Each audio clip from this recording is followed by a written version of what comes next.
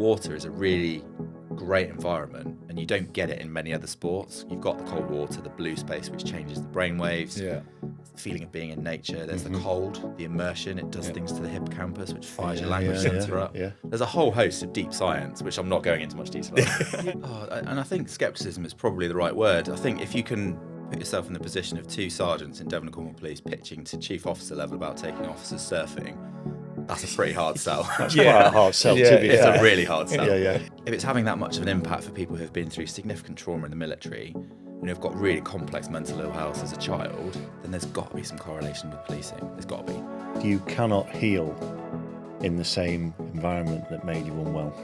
We had I haven't got it with us, but it's one that we wrote. One of the participants who came through from the ambulance service, a beautiful letter from her kids, basically just saying, thanks for giving mum back, she plays with us more. I'm not going to go to a family and explain their loved one's died, and I'm probably not going to show emotion because it's my job and I'm professional.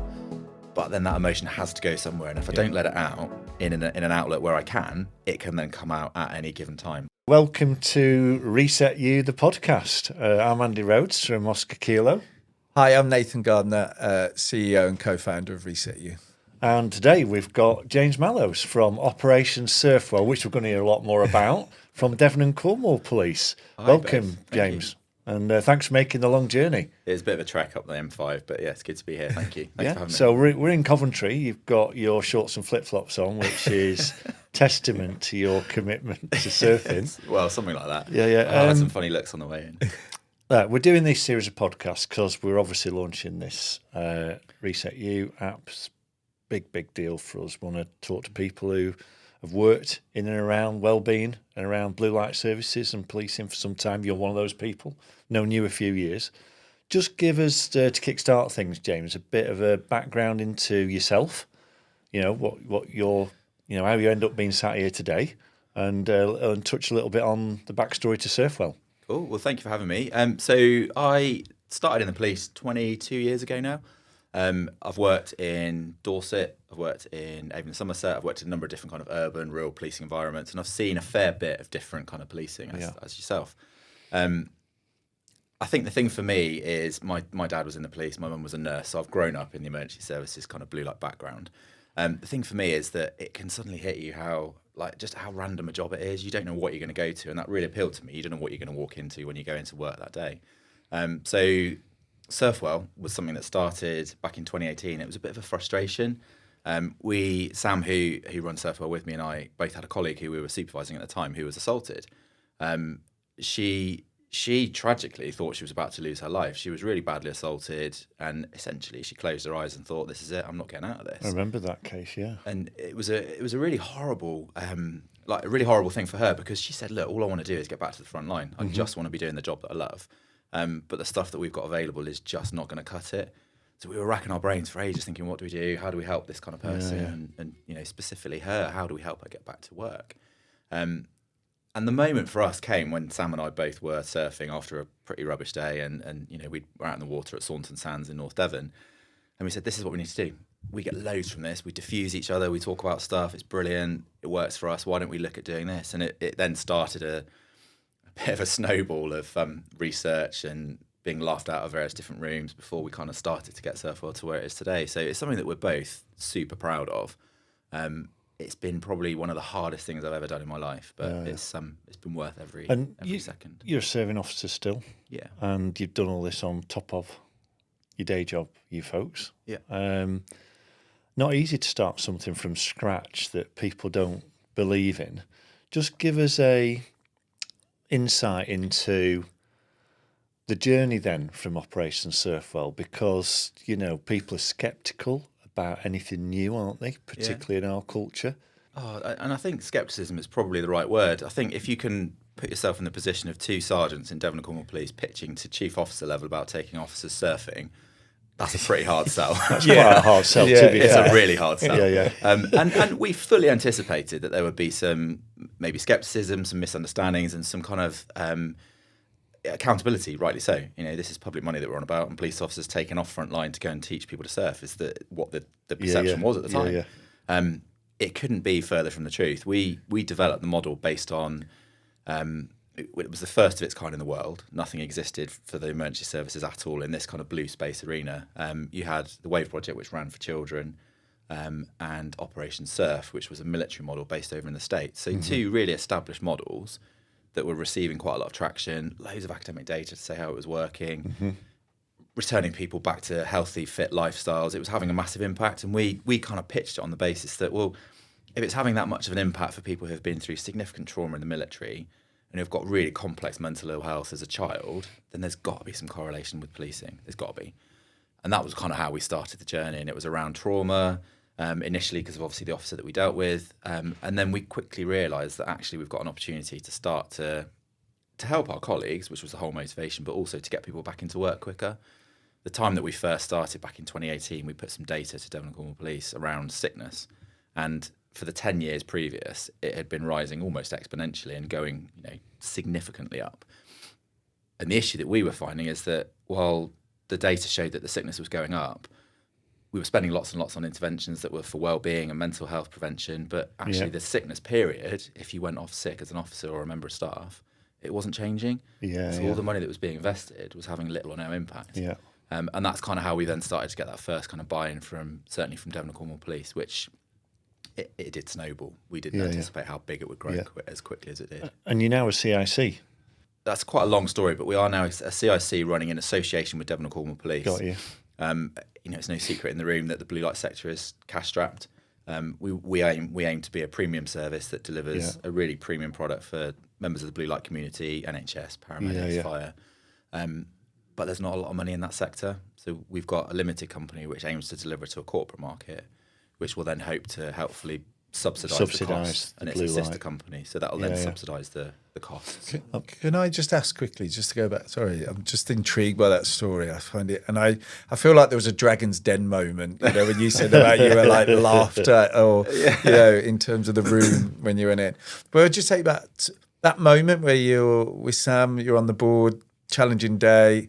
What does that look like? Is it who talks first? Is it how was your day? How was your Is there a moment where I'm kind of thinking Point Break, when they're in the sea on the boards chatting, looking super cool? How does that work? I remember it clearly. Actually, we were literally sat on the boards out at the back at Saunton, and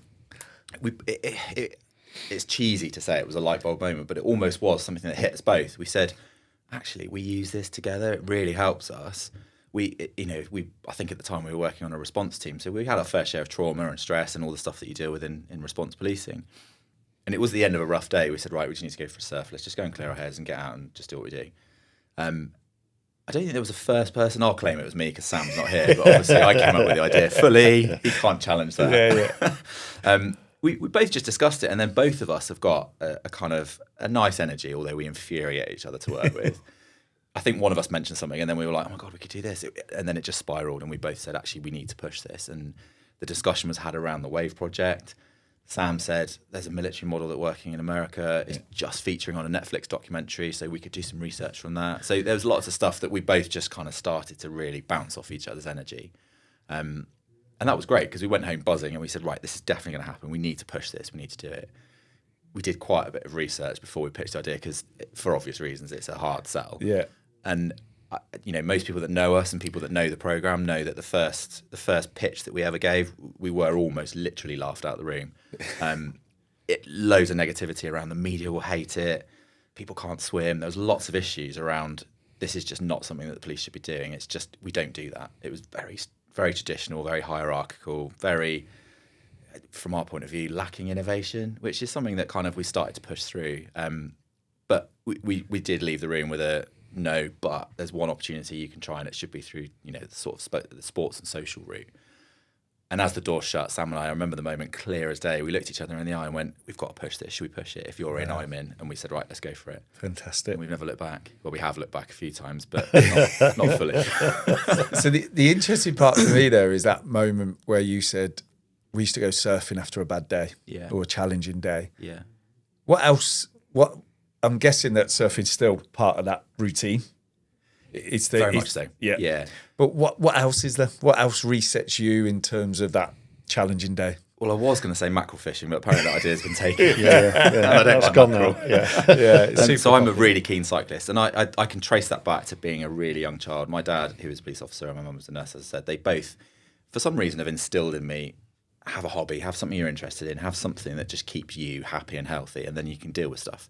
And I've always been quite proud of my own resilience, and I think that comes through sport, being outside, being able to cope. There's not a single person on the planet who hasn't been through something that's tricky or tough, and I think those who do excel and have the resilience probably have more of a coping strategy.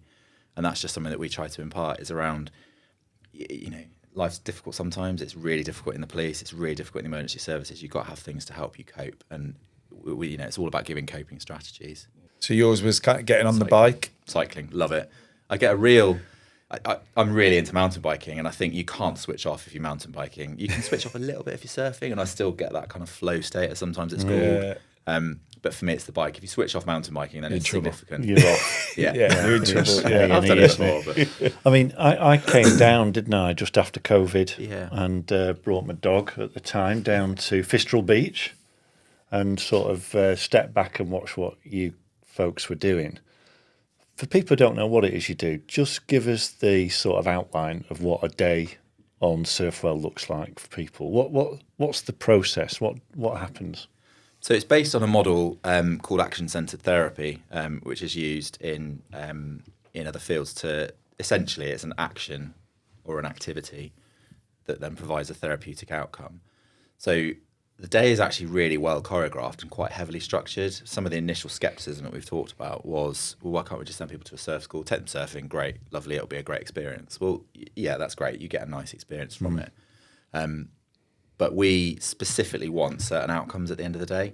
We want to take people through a little bit of a journey, and the biggest thing for us is creating that safe, trusted space. You think in the emergency services, some of the stuff that we see and deal with, I don't want to go home and tell my wife's a police officer, but we don't want to go home and tell our wives or partners or husbands. We don't want to go and tell them that for fear of triggering them, because some of the stuff that we see, you're not human if you don't find it upsetting or distressing. So it's around giving people the courage to know that that's something that's okay to be pretty upset about. But it's also then creating the safe space so that they, by default, start to open up without realising it. So some of the things that we use throughout the day are taking them out in the water. And Dr. James Mallows done a load of research around what happens when you get in the water, because a lot of the research that we did was, well, cold water swimming is amazing, but there was a bit of a full stop and no one really understood why or what kind of benefits you could get. So it just builds on lots of different tactics around learning a new skill, being with a group of peers, having a police officer or someone from the emergency services who's your instructor. If you have to put physical trust in them to keep you safe in the water, because we're pushing them to the edge of their comfort zone, that then translates to feeling mentally safe, essentially. So they say, well, I feel completely safe in your hands. And then they start to then use the other things that are happening through the brain and all the stuff that happens in the water. That then creates a flow of them just wanting to tell us stuff without realising it. And the amount of people that have sat next to us and said, I don't know why I'm telling you this. It's coming out and I don't know where it's come from. Really interesting. Deep and powerful. Well, there's loads of things to pick up on what you've just said there, actually. I think Nathan will be itching to get into a couple of those things. But one thing's really important, what you did right from the get-go. Dr. Jess Miller, trauma expert, she's been involved in this in terms of evaluating stuff from day one and still is a strong advocate for what you do. And safe practice as well. Yeah. So you've had that foresight from day one to get all your ducks in a row, that anticipating some of the hard questions that you'd get about something as innovative as this. I mean, Nathan, we're almost reading each other's minds. I think there's a couple of things there, but I'll let Nathan come in about one or two of the things that you've talked about there in terms of what actually happens on the day. Okay. And I could give you quite a lot of detail, so I'm trying to give a bit of an overview. So obviously we can discuss more detail. There's so much to it. I remember a few months ago, I think it might have been about 12 months ago, and Andy mentioned about the work that you do. And it was something that, because I'm not from the policing world, it's not like publicised. It's not something you would know about. And then kind of looking into it, having conversations with Andy, and then it's that I'm really intrigued by the process of that safety, the water, and the kind of neurological changes for them to open up. So if you could just give me that kind of a little bit more context on that, because I'm fascinated by that. And blew our minds when we first saw it. And I could do with Jess sitting next to me. She can put the science spin on it really, really well. So I've got to do my best. So any science expert, she'll be marking you. She here would definitely, and she will when she hears this. Yeah. So I suppose the simplest way is that you've got various different parts of the brain, and we process trauma in different ways. We hold trauma in the body in different ways. And I'm exclusively focusing on trauma because it's one big part of what we do. So it's held in the body in different ways, and the brain processes it in different ways.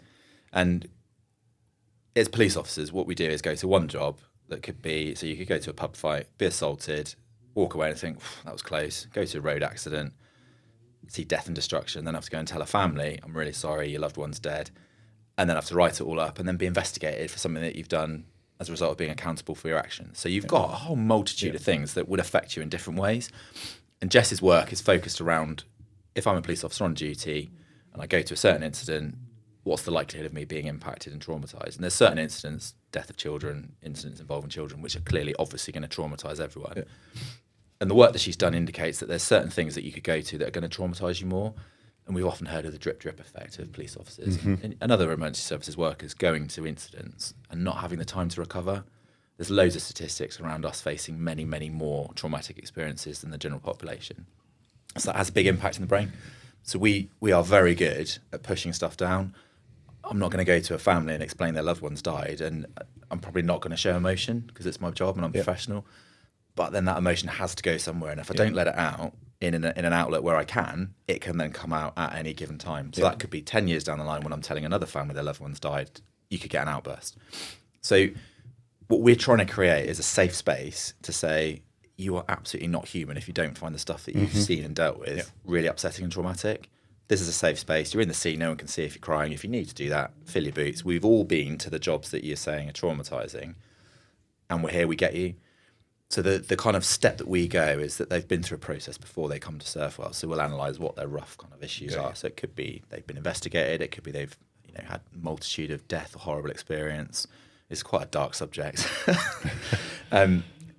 And it could be any specific incident that they've been to, which is what they're needing the help and support for. So we'll then try and tap into that throughout the day and provide that opportunity for them to know that they're going to be able to relate to the police officer or emergency services worker that's their instructor for the day.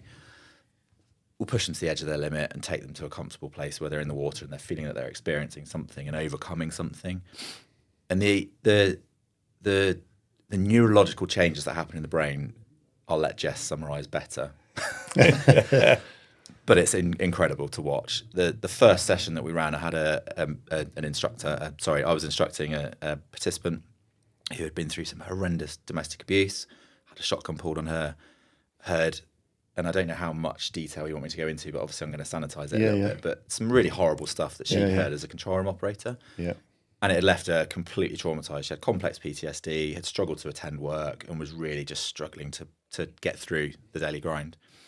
And I'll never forget that, because obviously it was our first session. I'll never forget the look on her face when she literally looked me in the eye and said, I'm absolutely petrified of going in the water. This is something that I've wanted to do since I was a child, but had a near drowning experience. I've never been able to do it. And then the outpouring of emotion from years and years of things that have been bottled up. And she just said, I've got to get this out. It's coming out and I'm going to let it out.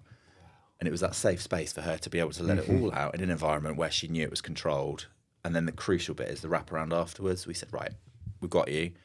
This is what we're going to do. And then they get a firm plan when they go away. Wow. And it's something that I am immensely proud of. And all the instructors are as well. And it's just something that has... There's a really... amazing. I think a really sort of touching quote. I heard it over in PSNI the other week. I went over there to see the mental health peer support people. And it's, you cannot heal in the same environment that made you unwell. Yeah. And I think that's something that we talk a lot about. Yeah. You know, you're creating a unique environment to create a space for healing, psychologically safe space for healing, right? With all that peer support wrapped around it, which is really interesting. And it's quite scary, isn't it, being in the sea? Yeah. You know, 100%. If you're not used to it. Yeah, well, it's something. You know, you're looking under. Everyone remembers Jaws, don't they, James? Let's be honest. You know, we always think. Phobia of the fish. Always think you're like something's looking up at me on the surface in the sea. You know, so people are anxious, aren't they? It's interesting how that anxiety creates this sort of instability, but Well, it's a powerful thing. And also again, the trust. Jess talks through this in quite a lot of detail. I crudely call it the roller coaster effect. You know you're going to be scared. You know you're going to kind of have a bit of a fight or flight. The adrenaline's going. You know you're going to get that natural instinctive response. But then you're out of your normal operating mode in the brain. We kind of want to do the same thing. You go on a roller coaster, you're going to be safe. You're going to be okay. There's not a lot. I mean, obviously there is a risk, there is a chance, but generally you're okay. Yeah. And that's the thing that we want to try to create. So for me, that might be different to you, might be different to you. We've all got our own individual anxieties around being in the water, but the water is a really great environment, and you don't get it in many other sports. You've got the cold water, the blue space, which changes the brain waves. Yeah. Feeling of being in nature. There's the cold, the immersion. It does things to the hippocampus, which fires your language center up. Yeah. There's a whole host of deep science, which I'm not going into much detail on. You're doing very well. Jess will be proud of you. I hope so. We'll get Jess on another podcast. Don't worry, if she's up for it. Jess's science input. Yeah. Can I ask then? So when again new to this, talk me through. Was you kind of under those days of pitching? Did the organisation, are they kind of put like, what's the ROI? You know, how long? You know, when are they going to be better? When are they going to be back at work? How was you dealing with those kind of I think I've always thought that sometimes you learn best from your failures and your things that haven't gone quite so well. So that first pitch, it was horrendous. That first pitch, we did quite a good job, but it was a definite, very clear no, this is not happening. And we went away and said, right, okay. It was a very early stage where I said, I think we can get some academics that will sell this. I think we've got enough within society at the moment that says that cold water immersion and learning a challenge and being with peers is a powerful enough response to help people. So that was something that really motivated us to look at academic research. And then that's where lots of different areas of the program have spiraled. We got in touch with Jess. She's helped a lot of the program. She's helped with, some of the key development around how we structure the day. And I think it's been a real evolution. When we first pitched it, it was a difficult pitch and it's been hard to pitch. We've always taken the approach that when it first started, it was a police program. So we were full-time sworn officers delivering the program, and that was a tough sell. But we said, well, look, at the moment, if we're going to send police officers back to work and members of staff back to work, and they're more efficient, they're more healthy, they're performing in the role, then it's an investment. Yep. And we based it on some data, again, from the London School of Economics that said a healthy workforce, a well workforce in the private sector equates to profit. Public sector service delivery. Yep. It was around the time that things weren't doing too well for the police, another time. And we said, look, if we want to enhance service delivery, if your workforce is well and they're not off sick, then you're going to get a better service delivery. For us, it was like we're pushing against an open door in terms of some of the people that got it. Yeah. Because I think we're talking a lot about rethinking workplace wellbeing health, right? Because what people are saying to us is, yeah, if I bust my knee chasing a burglar, you fix me. Yeah. If I've got PTSD as a result of my job, I need clinical support. Mm-hmm. But the rest of it, I don't want you to tell me what to do. I want choices. Yeah. And what I find interesting about what you've been saying is, we've had this from day one. Give us the ROI. I said, well, give me the ROI for what you're doing now that isn't working. Yeah. Are you with me? Because therapy's ROI is very low. It's about £9 in for £1 out. Yeah. And we've sort of got this therapy as an end in itself rather than a means to an end. Yeah. I'm married to a therapist. She's not unhappy with me saying this. But, we know that the innovation is very difficult to land. Massively. And I think you've pioneered something that's like, forget Surfwell as a concept, but how you actually get this through the cultural sort of resistance to anything that's a bit different.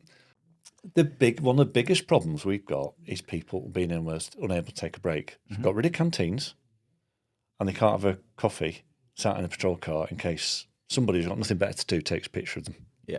Right, I don't care what those people think about that, but we've become overly concerned to the point where it's a problem. Are you with me? So I think that's one of the things that I think, though, right, we also talk about amazing things like you've done. How can you scale it up? Yeah. How can more people get hold of it? You can't surf down a canal in Manchester. Debatable. You could try. There'll be some that would try. if there was a wave machine. Yeah. So, give us some, because I know you've been putting your creative minds to this, scaling this up and expanding the benefits of what you're doing into other areas. Where are you going with that, you and Sam? Shout out to Sam, by the way, who can't be here because his kids are unwell. But, We'll get him next time. Well, I need to put a fake cutout card on. So we've both got a very clear vision. I know where I want to be, and I'll tell you where I want to be in a couple of years' time. We've got a very clear timeline. But right from the very get-go, a lot of this was around stigma, and a lot of the issues that we faced have actually helped the program become stronger. Because, to be fair, all the negativity, and it was tough. It was really tough. It is. I think it probably is the hardest thing I've ever done to get this through some of the Shouldn't be this barriers. hard though, should it? Exactly, and that's probably the key point, is that actually it really shouldn't be this hard. Our motivation is purely to help our colleagues, and I think it's everywhere in the media that the police, the fire, the ambulance, NHS, they're all struggling. And you've only got to look at the sickness data and you can see, well, that kind of backs up when we talk about issues around how do we put a figure on it. It's easy to see. So without digressing too much, our vision is very clear. We have started to expand it. With at the point when it came out of Devon and Cornwall Police to run in partnership and in association, it was growing hugely. We'd started to run it for fire, for ambulance. We took out NHS colleagues. We've taken colleagues from over in America, and that's a whole different level of trauma. Every single one of them said, "Yeah, the first time I was shot." They've all been shot or shot at. So it's a whole different thing. But so we've taken out police from America. We're looking to expand into military. Our vision is really simple. We want to make this accessible across the country. And in the southwest and other areas within the country, you've got wave pools. We're delivering at the Wave in Bristol. We're looking at a long-term partnership with Lost Shore up in Scotland to deliver to Police Scotland. We've got a vision that we want to start to roll this out to other areas. But you've also got other sports that we've always had an eye on from the very start, from the very get-go. We said, well, paddleboarding. I wouldn't go on a canal in Manchester. I'm not very good at canals in Manchester, but there are other areas that I would probably say over that. So you've got other areas. You've got open water. There's such a massive raft of scientific evidence behind blue space, green space that shows how effective it is. And we've taken out over 2,000 people now from across the world, and I can see it works. So the vision is really clear. And I touched on the model that we've got. I think it's a much easier sell than the evidence that we've seen at the moment for the corporate world to start to subsidise the blue light world.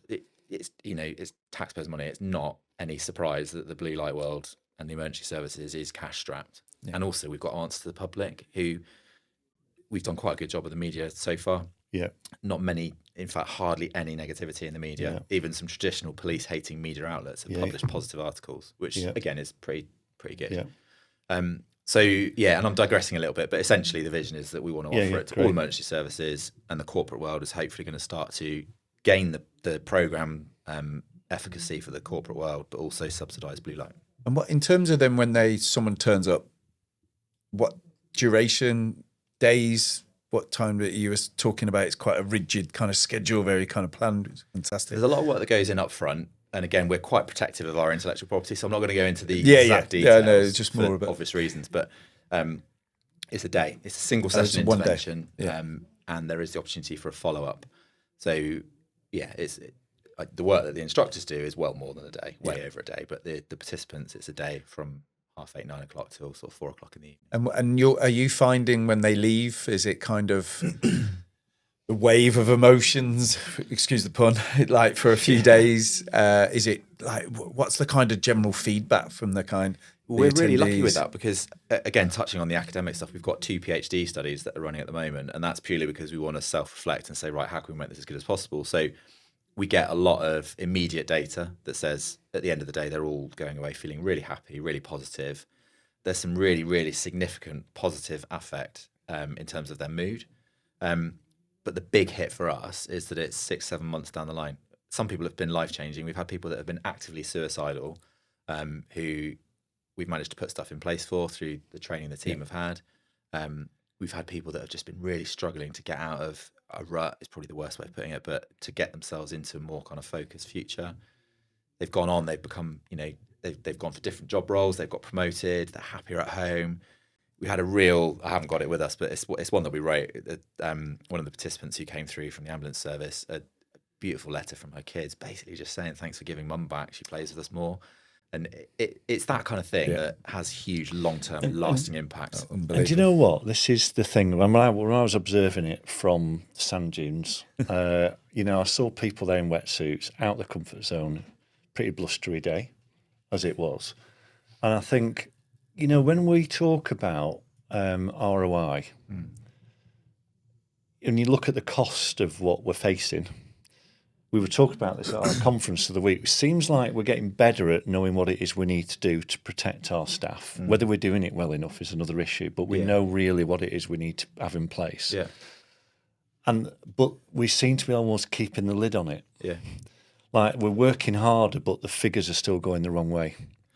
And I think sometimes it's really Well, hard we've got to break know. out of that thinking, right, and start thinking very differently. Yeah. Not throw the baby out with the bathwater, but say, well, let's open our minds to what else is out there that could not replace it, but supplement it, complement it.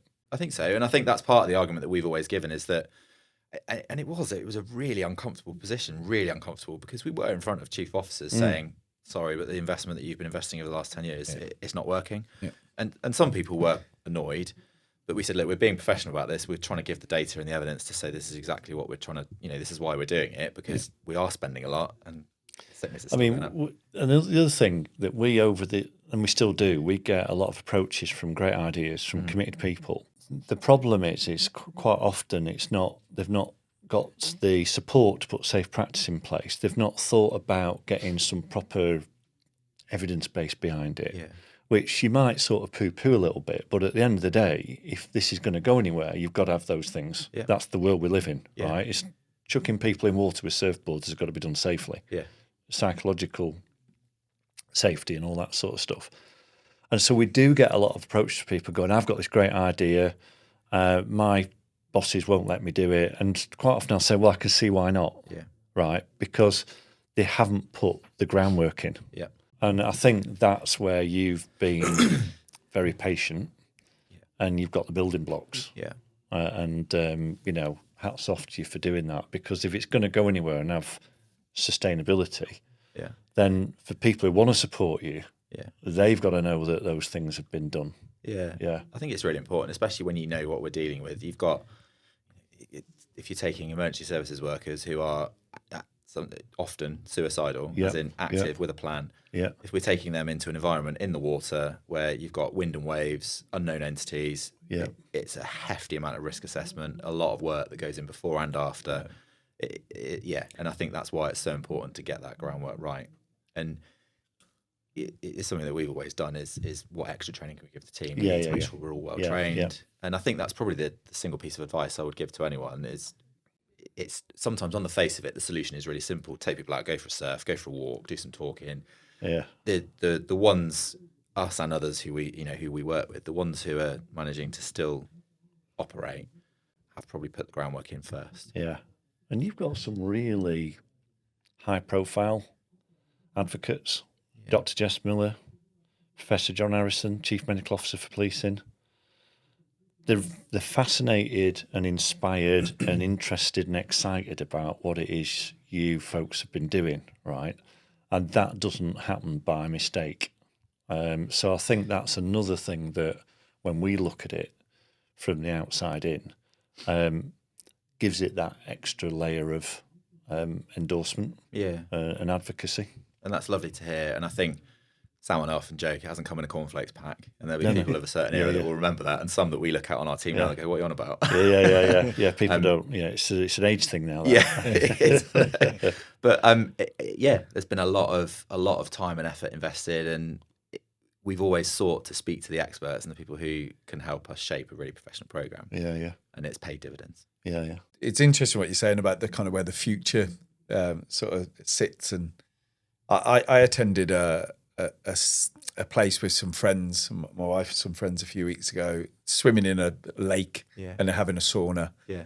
And this place has really commercialized it. It wasn't cheap really and they give you fish and chips after, but the sense of like going into like 11 degrees, I think the lake was, and then you sit in the sauna for 20 minutes, have a chat.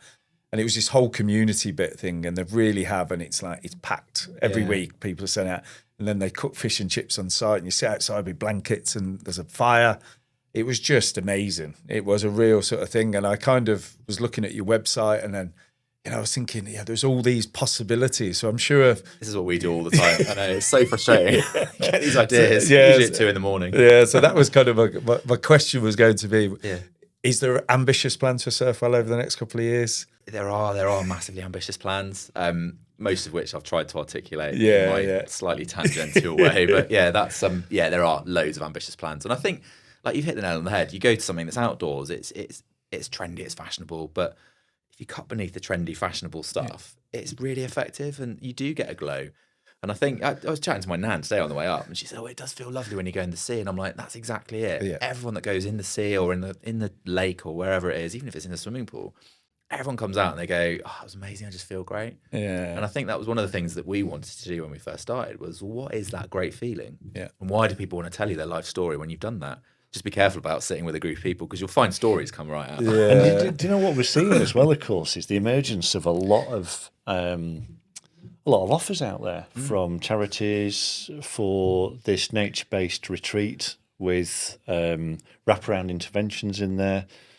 And we were talking on another podcast to people from the Breath Connection, and they basically hire places, right? And we're going, why hasn't policing got its own blue-green space, as they call it? That was always part of You it. know, Love it's that why haven't vision. we got? We've got these amazing police treatment centres, right? Yeah. They are world class in terms of the rehab and all the stuff they give. This is something very different, right? It's supplements and supports what they do in those environments, right? So, and it's something that, you know, for a sector like ours, why can't we have something like that? Oh, Yeah, that's the sort of thing that's coming out of, for me, from these podcasts. Why are we having to hire hotels in the middle of nowhere or log cabins in the middle of nowhere? Policing's a big outfit, right? They do amazing work. They deserve it. You know, we should be investing in that. How can we get that off the ground? Well, just to put it on record here and now, for anyone that's listening that would like to sponsor a wellbeing centre, we pitched it to our chief a few years ago, and he raised an eyebrow and said, "Oh, maybe one day." We said, Yeah. we really want to do that." Yeah. So yeah, we are absolutely dead keen to do something like that. Yeah. I think, and again, that's part of the reason with us with the corporate sponsorship is that it's something that would then start to work. And it pay for itself, supplement or subsidise at would best, right? absolutely. Yeah. So I And think it's, that's the thing for us. You know, if we're seeing this as an emerging area with lots of opportunity, what's a better way to do it, a more sustainable way to do it, something that we've got more of a formal stake in as a sector? I think, and you see the support with. So we work with a hotel, and I don't know what we're allowed to advertise on here or not, but we work with Fire a hotel, away. Saunton Sands Hotel Yeah. in North Devon. So part of the Brent Group, absolutely phenomenal. They give us a really, really heavily reduced rate on the room. It completely adds a whole new level to our program. We're operating in a venue where people walk in, and from a policing perspective, they walk in, the first thing they see is this amazing High luxury quality. hotel. And that's exactly Yeah. it. It then helps to sell the premium product, which, and again, people that get it straight away. A premium product is basically saying to the staff, we do care about you, and this is all about you, and look what you're at. Yeah. And that has gone, like, it's gone such a long way to to being able to provide proper decent support to people. Just the small, for us, the attention to detail. They get a pack at the end of the day that's full of, it's got really tangible stuff in it that helps them. It's all around the program that they get, the stuff they take away with them. For us, it's and that's really important, isn't it? Right? You know, there's a big thing about why people put themselves in danger and adrenaline, camaraderie. Yeah. Well, the other one is like I believe and I trust that I'm going to get picked up. Yeah. If I get hurt. Yeah. And that includes psychologically hurt, right? And so if you provide something to them that's substandard. You know, we do that quite a bit in policing, don't we? We sort of, as my grandma used to call it, spoil the ship for a hap'orth of tar. It's a really good way of putting it. Have you heard of that saying down in Not the that, south? no, specifically. Probably slightly It's new to me. It's a isn't it? northern saying. I do apologise. I'll ask my wife. She I do knows all the northern apologise. sayings.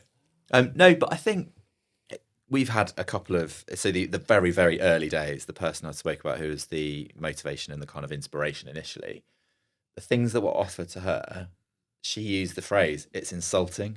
yeah. She said, I want to be in work, I want to be doing frontline role, I want to be doing what I love, and I want to be helping the public. But the stuff that was offered was just insulting. Yeah. And I'm not going to sit here and, slate individual things, because I think some of them are well-meaning. But if it is substandard, then that's a simple message that you're not really that important. Yeah. I think if you go that extra mile to give something that's really premium, that says essentially, thank you and we care about you, and it doesn't have to be high cost, it just needs to be a gesture or something that says, we've put a lot of effort into this, this means a lot to you. Yeah. Have you seen, as a side note on that, any increasing surfing from participants? A And they little come bit. back and kind of, do they get the bug? And Yeah, a few. I We did could warn kind of them. see me being on Google after one day. I'll be ordering a board or something. I'll be Well, all the like, instructors are obviously all emergency services background, so all of us have said we don't want the sea to become really busy. We don't want secret spot sharing, so we do say it's a very expensive sport. And there's a lot of jellyfish around Loads of here. jellyfish, Lots of mackerel. jellyfish, yeah. But and that's kind of not the point of the program. So we don't want people we take anyone through the program who needs help. That's our kind of benchmark. Yeah. We don't actively seek people who can surf. Some of the best results that we've had have been people who cannot swim, Yeah. who say to us, "You will never get me in a wetsuit in December." That to us is a great challenge, and the results for them are spectacular. And we know that the vast majority are probably never going to take up surfing. Yeah. But we also know that some might. And we talked about what's my coping strategy to bring it back round. So for me, it is surfing, but probably a little bit cycling in kind of equal measures. Sometimes the people that are really broken have lost that coping strategy. They've lost the ability to say, do you know what, I am going to take an hour out today because it means that then I'm protected tomorrow. And what we try to do is reintegrate them back into that healthy mindset of, it might not be surfing, it might be the cold water. You might just enjoy being at the beach. You might enjoy taking photos at the beach. Whatever it is, find it and do it. Yeah. And that was kind of where I was going to lead to. The kind of part B of that question was that, if you had access to kind of, what a fantastic way to sort of, I don't have to go in the water, but I could walk along the beach. That could be my go-to. It's a lot more than just the surfing for the day, as you said. There's stuff either side of it. But what is it, 500 quid, something like that? Less than that. Less than that, right. So if you said to somebody, right, you can either, I'm not knocking therapy. Yeah. That would be a bad thing for me to do in my house. You'd be in trouble. But quite often people end up in front of a therapist or on the phone to a therapist to talk about things that aren't really going to get fixed by the therapist. 6 sessions of therapy. Yeah. Right, I've got a whole story about that. Is not the answer to everything, right? Yeah. Say, for example, you said, right, you can either have 6 sessions of telephone therapy or you can go to Surfwell. What would you like to do, James? And see how many people go left rather than right. Yeah. Well, there's Are a you whole with me? I think we complicated, should and do again, it. that So feeds that's the into issue, the isn't research. it? Should do it. Yeah, it That's is. the issue. It's We're absolutely spending that. millions on EAPs and therapy. Some of it's really needed, but quite a few deal with like the lower level therapy stuff. They don't do trauma and all that. That's more specialist.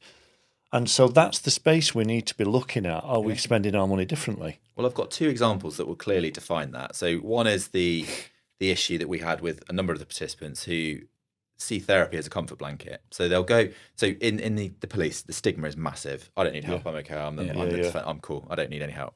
Is the thing that we see. For them to get to the point where they say, I need some therapy, it's got really gone too serious far. already. They're right at the top of the pyramid. So they then, 6 sessions usually isn't enough. They're off work, they're in work, they bounce around between sessions of counselling, Telephone. sessions of off. Yeah, a lot of that. Yeah. And then they'll need 15, 16, which is a massive investment, plus the sickness, plus the fact they're not really performing when they're in work. They're getting It's more just disengaged. so what we found is that the one session of Surfwell then means that rather than having 15, 16 sessions of counselling with the additional sickness issues, they've got a clear plan to return to work and engaged and also to keep themselves well. But they'll then need far, far less periods of counselling because they'll hit counselling on day 1 and go, I know what I need to talk about. I'm not quite at the point where it's critical yet. I can see myself on that pathway. Can you help me? And the therapy then is much, much, much more intensive and it just works better. We've had people that have come back and said, I was able to get straight to the point. The therapist understood what I was talking about because I was able to articulate what was actually concerning me. And then you've got a 2-pronged approach. So the Surfwell means that they're not then off work, feeling really disillusioned and disengaged. They then go through the therapy and it's a much more impactful and powerful outcome. So it benefits, it works alongside, Massively. and also in theory is kind of the foundational It's a way feeder. in. It starts that what's called help-seeking behaviour. So it will start people to say, you're not there yet, but you're on that pathway. And we'll help them to recognise that they're on that pathway, and then it changes the help-seeking outcomes that they look for. And similarly, we've had far too many people that I'd want to go into say, I think I've traumatised my therapist. I've started talking about stuff, and they've said, I'm not trained to talk about this because we've taken officers from fairly serious incidents, murders, counter-terror jobs. We've had fairly serious levels of incidents where they've said, the counsellor's just not trained to listen to this. And then you get the disengagement quite quickly. Yeah. It's interesting that because, you get 6 sessions and the first 4 are spent trying to get to the bottom of what the issue is, Relationship building. yeah, then, you've got 2 sessions left. And, I'm not knocking telephone counselling, but it's a suboptimal experience for the therapist and for the individual. But it's actually the only affordable way we can cope with the demand that's coming in. So my argument is start looking at reducing the demanding by being more innovative. Preventive from getting to that point. Preventative from getting that point. Or, as you say, if you are going to have to spend that on therapy, at least when people come into it, they're in a far more well-informed, self-aware space, so they can get straight into it with that expert, however that happens, which is a really, really good point, actually. Yeah, and it's something that we can, as I said, we've taken over 2,000 people. I'd suggest it's well into the high percentage of people that have said, when I actually needed to go for counselling, it's been really powerful, or EMDR, or other kind of forms of therapy, intervention. Yeah. And I won't touch on that because Jess definitely does that better than me. But there's some really interesting data around that as well. Yeah, I just think I was looking at your website. I don't know I think that image is just fantastic. By the way, that image, is just that just says it. It says everything. And you'd think that people was on a framed surfboard set-up image. I just think it was totally spontaneous. I'm just like blown away with that, and so I just think it really does capture like everything that you've just been talking about. It really does. So that's great. Thank you. So, I'm glad because that is exactly the image that we want. That's the message we want to portray with that image. How do people get in touch with Operation Surfwell? Surfwell.com. And there's a contact form they can get in touch with us. So at the moment, we're just looking to expand to be able to offer. So we don't offer to individuals. It's to the organisation. And the reason for that is that we don't feel it's right that individuals pay for their own treatment. Correct, so we put it on the organisation. And then there's a number of different routes that we can take through match funding and whether the organisations are involved. But just start a conversation, say hello, and we'll get in touch and see where we can take it. Cool. Well, don't judge us on our Instagram because we're not very good. No, don't worry. You've got other things to do. But, thanks for coming up here. Long drive. You made it in your flip-flops. It's 5 degrees colder here than where you've come from. Known you folks for a long time. Just for hanging in there, you deserve a gold medal. Thank you. Right? That's kind. And what you've built on what you started out as an amazing idea, you and Sam on a surfboard, and turned it into something very special. So thanks very much for coming, and thanks for being part of the podcast. Thank you very much. Thank you. Safe Great travels. work. Thanks a lot.